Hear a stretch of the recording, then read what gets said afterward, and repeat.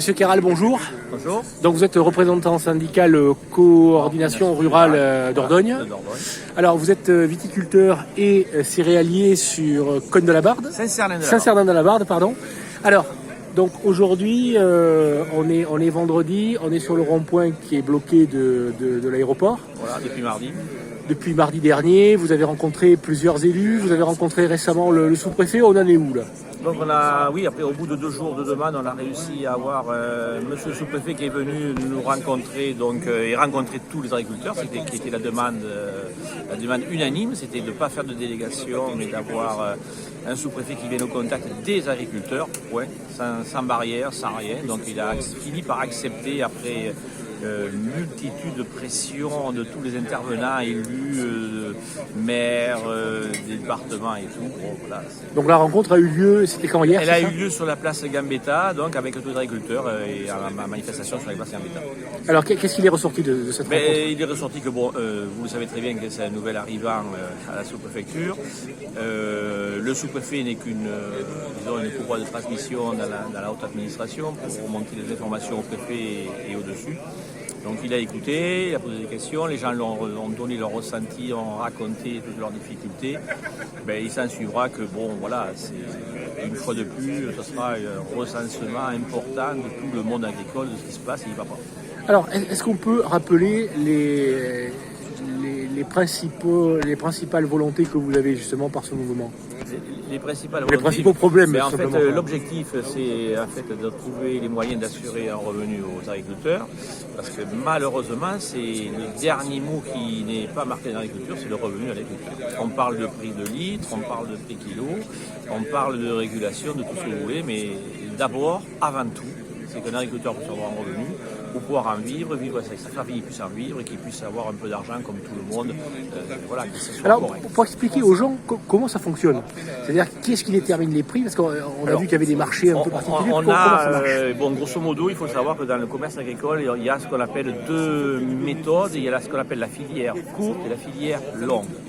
La filière courte, c'est quand un exploitant arrive à transformer et vendre lui-même en direct ou à des consommateurs ou à des petits revendeurs locaux, des petites opérations de marché, des petits des petites boutiques qui arrivent à faire des petits volumes, mais c'est rarement la totalité de son exploitation. Voilà. Ça dépanne un peu. C'est un petit peu la politique agricole qui a été menée dans le département, c'est aller chercher un peu la vente directe pour en fait essayer de... Ou là vous avez le choix vraiment des prix il y a un peu plus de liberté pour arriver à un prix, mais ça reste très compliqué, c'est pas facile. Et puis après, il y a ce qu'on appelle, nous, la filière longue. Donc la filière longue, c'est la filière qui est hyper organisée, qui est en fait une filière qui est la filière de masse, c'est celle qui nourrit le plus grand nombre, c'est la grande production. Cette filière, elle est dépendante des cours mondiaux, tout est acté sur les cours mondiaux, et il y a ces fameuses politiques européennes. Oui, la PAC, la fameuse politique. Qui vient donc, normalement, son objectif est de réguler le revenu, donc apporter la baisse des prix des marchés. Par exemple, pour les céréales, c'est le cours des céréales à Chicago, donc ils sont beaucoup plus bas que ce que ça nous coûte à nous. Et la PAC est censée ramener un peu de valeur pour compenser. Or, aujourd'hui, la politique agricole commune, il faut savoir que la France paye à l'Europe environ dans les 26 milliards, que l'Europe renvoie à la France, pour les besoins de subvention, 16,7 milliards, et sur ces 16,7 milliards, seulement 8 vont aux agriculteurs. Les autres milliards, les 8,7, ils vont à qui je veux. Voilà. Donc, et pour percevoir cet argent, comme c'est de l'argent public, il y a la notion des contrôles, bien évidemment. Alors là, les contrôles, on a des multitudes d'organismes de contrôle. Il y en a Dordogne, il y en a plus de 37 organismes divers. Alors bien sûr, c'est lié aussi aux productions, c'est lié donc aux différentes filières, et c'est l'agriculteur qui subit les contrôles. Et voilà, c'est tout. Et donc il vient un moment que les agriculteurs n'en peuvent plus, quoi. Ils ont toujours. Ça veut dire qu'il y a trop de normes et trop de contrôles en fait. Il y a trop de contrôles, il y a trop d'organismes de contrôle, il y a trop de contrôleurs, il y a trop d'interventions dans les exploitations. Les gens sont toujours dans le doute de perdre, et surtout, c'est que maintenant on leur a mis des pénalités qui sont des pénalités graves avec des condamnations, mais des condamnations en correctionnel. Et donc, tout ce qui est environnemental, ça finit par les condamnations correctionnelles. Ça veut dire que l'agriculteur n'a pas de revenus, n'est pas maître de ses prix, il subit des contrôles, il a donc un ensemble de règles hyper complexes où pratiquement tout le monde ne sait plus du tout où on en est dans les règles, d'ailleurs, parce que je pense que s'il fallait faire un point exact de toutes les règles, il y en a tellement. Oui, qu'on sait plus le trop code où est tellement on est, épais que le code rural ne suffit pas du tout seul, c'est un truc de fou. Voilà. Et alors, comment est-ce qu'on peut sortir de tout ça? Donc, mais pour sortir de tout ça, d'abord, il y a des questions qui sont franco-françaises et il y a des questions qui sont européennes.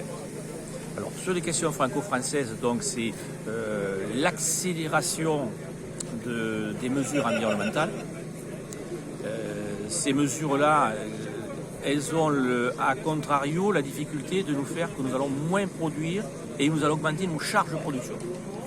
On parle de production bio là, c'est ça, ou c'est autre chose? Non, mais il y a des mesures environnementales qui sont bien sûr pour les producteurs bio, et là ils ont un cahier des charges qui est de produire sans produits de synthèse. D'accord. Ça c'est une règle, c'est ancien, c'est établi depuis longtemps. Mais il y a aussi tous les autres producteurs, HVE, les conventionnels, ils ont un ensemble de normes à répondre pour percevoir la PAC, et ces normes sont très contraignantes, touchent l'environnement, et elles font en fait qu'il faudra moins d'azote, il faut augmenter il faut augmenter ci. Et en réalité, vous baissez votre surface agricole de production, vous baissez votre quantité hectare, donc on produit moins. On baisse à chaque fois la production hectare. Donc nous on dit, la France elle perd de la surface agricole tous les ans à cause des infrastructures, des routes, des bâtiments et tout ça. Elle perd à l'hectare de la quantité produite par toutes les mesures environnementales et qui sont à charge de l'exploitant. Et en même temps, tout ce phénomène, en fait, c'est, comme je dis toujours, c'est une rivière de lingots pour les importateurs.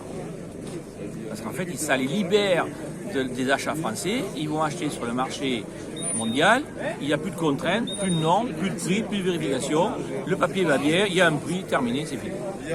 Et déjà, ils gagnent des fortunes. Donc pour vous, au niveau français, ça serait le fait d'arrêter ces importations, quoi. Non, au niveau français, le premier point, c'est d'arrêter cette pression administrative de contrôle, parce qu'il faut savoir que les agriculteurs touchent 8 milliards, ok. Mais toutes les associations françaises en perçoivent presque 100. Et il n'y a qu'un seul organisme de contrôle, c'est le fisc, les impôts. Un. Pour 100 milliards. Et nous, pour 8 milliards, on est à 30 et quelques. D'accord. Et en population, je vais dire, on aura pratiquement tous derrière nos pieds un contrôleur à nous suivre. Et pour aller encore plus loin, on a développé un système satellite qui fait que tous les 3 jours, il y a balayage de la surface SAU de l'exploitant, tous les 3 jours. Les cartes sont exploitées par un organisme spécialisé, donc c'est donc de l'argent, c'est de la richesse, parce qu'il faut prendre du personnel spécialisé. Et dès qu'il y a quelque chose, un petit machin, un petit truc, il faut qu'on aille, nous, à nos téléphones, sur le système, donc en ligne directe via les satellites, pour gérer les choses. Alors tout ça, sans rentrer dans le détail de tout, ça vous prend combien de temps à peu près? Alors, la partie administrative, en fait. Les parties administratives, je vais vous dire, elles sont peut-être diverses et variées d'une production à une autre, mais grosso modo, un agriculteur a en moyenne, je dirais, 1 à 2 jours semaine, l'équivalent de 1 à 2 jours semaine, en fait, à consacrer à ce qu'on appelle le bureau, donc toutes les réglementations, tous les papiers, oui, la partie les enregistrements, mais quelles que soient vos productions, parce que les choses ne sont pas au même niveau, mais toutes les productions sont concernées, dans tous les niveaux, il y a de l'enregistrement, du suivi, des machins. Donc les gars, ils passent du temps à faire du bureau. Mais une industrie, quand on met une norme à un industriel, la norme, il doit l'appliquer, mais l'industriel, il a une capacité de salariés qui permet de remplir les conditions. Oui, ce que n'ont pas les agriculteurs. L'agriculteur, lui, il est tout à la fois. Donc, il ne peut plus. Les gars, ils travaillent déjà 50 à 70 heures. Vous augmentez la charge de temps de travail administratif, ce qui veut dire qu'il faut qu'il travaille 100 heures par semaine et puis qu'il n'arrête plus, quoi. Tout ce qu'on fait jour et nuit non-stop. C'est plus supportable.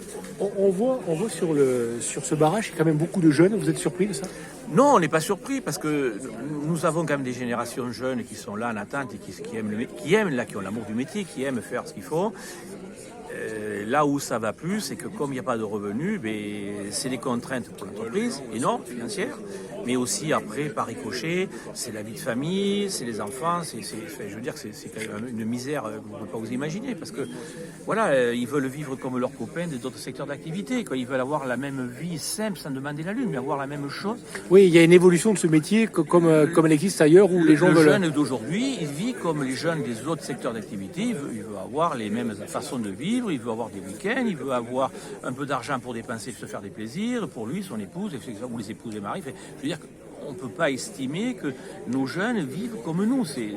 Moi, j'ai fait mon temps, je l'ai vécu avec ma génération, et l'autre génération montante aura sa façon de vivre, et les autres qui vont arriver auront aussi leur façon de vivre. On ne peut pas modifier ça, c'est naturel, c'est normal. La loi Egalim est suffisante? Alors la loi Egalim, moi je dis la loi Egalim, il y a deux choses. D'abord, il y a le problème du prix.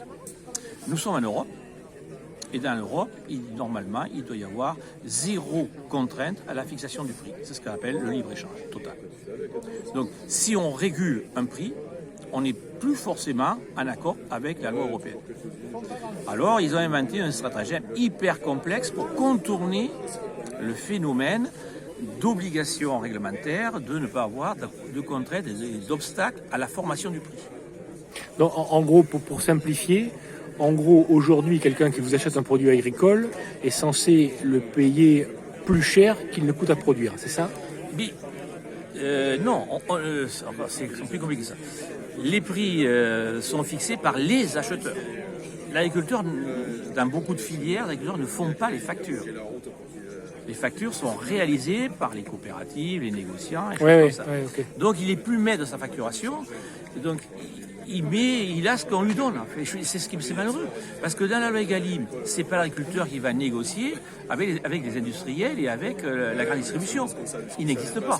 C'est la coopérative qui va négocier. C'est le transformateur qui va négocier. Mais là... c'est le second niveau, c'est pas le premier. Vous êtes le premier niveau. Nous, on est la base de l'échelle. On n'existe pas dans tous ces fichiers-là. On n'est rien.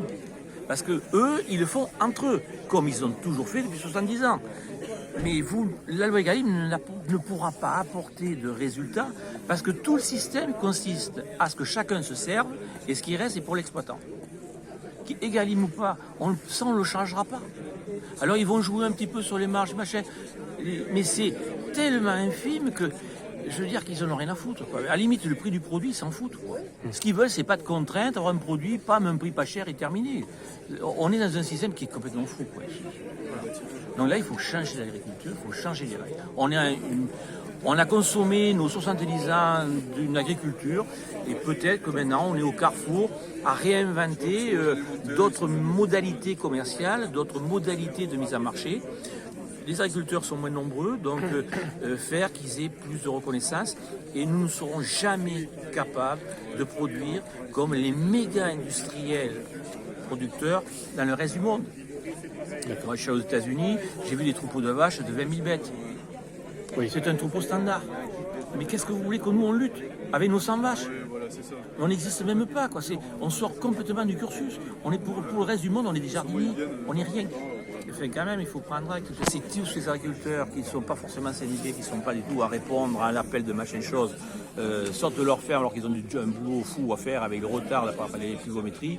À mon avis, c'est que l'heure est grave. Ils ne sont pas là par plaisir, et même s'ils sont conviviaux, c'est pas par plaisir. Est-ce que vous êtes surpris des gens qui viennent vous voir, vous apportez, il y avait une dame qui vous proposait du café tout à l'heure. C'est un mouvement qui est assez populaire en France. On contraint fortement la vie des gens de Bergerac. La population subit tout ce fléau et je le sais, je le constate et on le regrette parce que ça ne devrait pas être. Mais par contre, il faut quand même franchement leur dire merci à tous parce qu'ils sont excessivement sympas. Donc on a des gens qui viennent nous porter des croissants, des cafés, des gâteaux, des crêpes. Enfin bon, voilà, c'est extraordinaire. Donc merci à tous les habitants de Bergerac pour leur geste. Merci à vous. Le président du département est revenu sur une politique qui est menée dans le département qui consiste un peu à avoir de la nourriture produite dans le secteur. qui est destiné donc aux cantines scolaires en particulier, peut-être plus tard à des établissements comme les EHPAD, des choses comme ça. Vous pensez quoi de ce type de politique? Je pense que c'est très positif qu'on apporte de la nourriture qui est produite localement, qu'elle soit conventionnelle, qu'elle soit en raisonnée ou qu'elle soit en bio. Les trois formes sont tout à fait souhaitables. Je souhaiterais qu'ils ne jouent pas à importer des produits d'une façon ou d'une autre dans notre pays parce que c'est pas le souhait. Le souhait, c'est que l'économie locale profite 100% à alimenter nos enfants. Et je souhaiterais qu'ils soient capables, une bonne fois pour toutes, de nous dire quels sont leurs besoins annuels pour que l'agriculteur puisse le produire. La difficulté de l'agriculteur, on lui dit, vous faites 10 hectares de salade pour les enfants des lycées et des collèges, il va faire les 10 hectares de salade. Si vous ne lui dites pas, il ne sait pas s'il en a besoin. Il vient un moment, il faut que les gens se parlent et il faut qu'on aille au bout du bout, au lieu de passer par des réglementations d'achat dans les mairies, très contraintes, tout ça et tout. Il faut gommer tout ça, revenir à un temps qui était plus ancien, où quand on avait besoin, on achetait les produits localement, qu'ils soient carnés ou qu'ils soient végétaux, on a de quoi faire. On a vraiment de quoi faire en Dordogne, on a beaucoup de filières, on a beaucoup de moyens de répondre, sauf que si l'exploitant ne le connaît pas, le besoin, il ne va pas le produire, il va produire pour notre filière. Vous vouliez dire un mot également sur les accords internationaux? Oui. Alors, les accords internationaux, c'est donc ce qui est en train de se passer aujourd'hui avec le Chili. Donc, l'Europe est en train de signer 180 000 tonnes de poulet chilien. Alors, cet accord, en fait, pour que le consommateur perçoive ce que ça veut dire, c'est un bon de commande ferme fait au Chili pour 180 000 tonnes de volailles qui sont élevées avec les conditions chiliennes, les réglementations chiliennes, les produits phytosanitaires chiliens, qui ne tiennent absolument pas compte des besoins et exigences qui sont imposés aux éleveurs de volailles français, quelle que soit la volaille, de label, de quoi que ce soit. Comment est-ce que les gens peuvent reconnaître vos produits justement? Il y a certains étiquetages qui sont assez transparents, mais l'industrie fait tout ce qu'elle peut pour que cet étiquetage soit le moins visible, le moins lu possible, le moins compris possible par le consommateur. Parce que ça fait partie de vos demandes, oui, plus de clarté. Si le consommateur a une information trop précise d'un produit français, il ne va plus acheter le produit à côté. Et la grande distribution qui est obligée de d'écouler la commande faite signée par les États aura du mal à le vendre. Et il aura des invendus. Donc on préfère sacrifier les producteurs français pour remplir les conditions des pays avec qui on a signé des contrats. On ne connaît pas en retour quelles ont été les choses que nous avons gagnées en contrepartie. Oui. Qui sont des choses industrielles, je ne sais pas quoi, mais rien pour nous. Ok.